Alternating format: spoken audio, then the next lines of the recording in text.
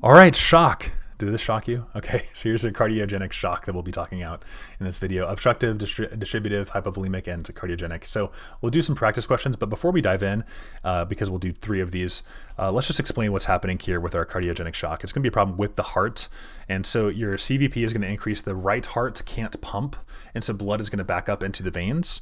And our PCWP, that's going to increase because the left heart can't pump either. So anytime there's like a heart pumping involved, the blood will back up into either the veins or the lungs.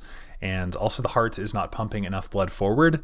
And so you're going to have your lower cardiac index, obviously, is going to be one of the things that's going to be decreased. Your systemic vascular resistance is going to increase because the body is going to tighten the vessels to try to maintain the blood pressure. And your O2 is going to decrease because tissues extract more oxygen because the blood flow is going to be poor.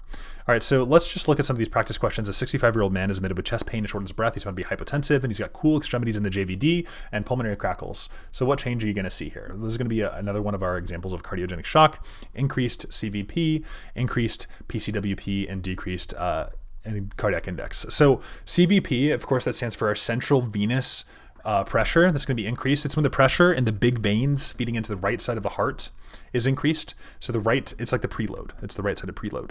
So when the heart is weak, you can't pump the blood forward, and so it backs up into the veins. So of course the CVP is increased. The PCWP stands for the pulmonary capillary wedge pressure.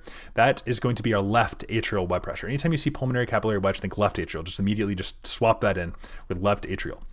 And that's going to be your left-sided preload, right?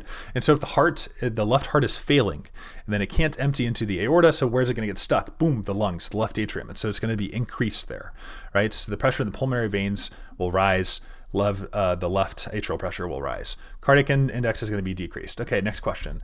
Which best explains systemic vascular resistance is increased in cardiogenic shock? Okay, so what is our systemic vascular resistance? That's how tight the blood vessels are in your body. It's how hard it is to push through them. And so like if you close the PDA, for instance, the patent ductus arteriosus, it'll increase the afterload because it's just harder to push through. You got more vessels that you're trying to go through.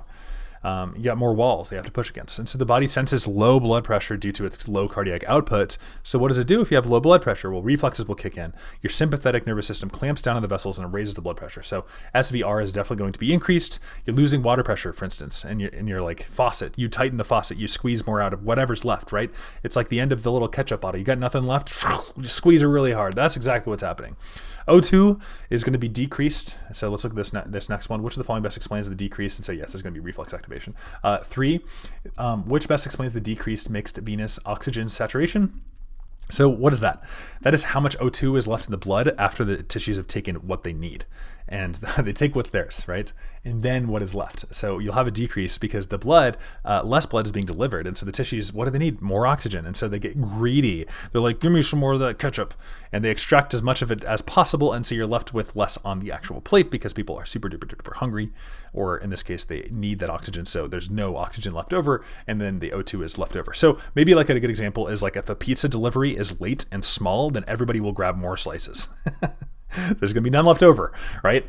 Yeah, that's pretty much the best way that you can explain cardiogenic shock. Hopefully I made it super duper crazy, easy, simple. If I did, like and subscribe. If I didn't, then unlike and unsubscribe.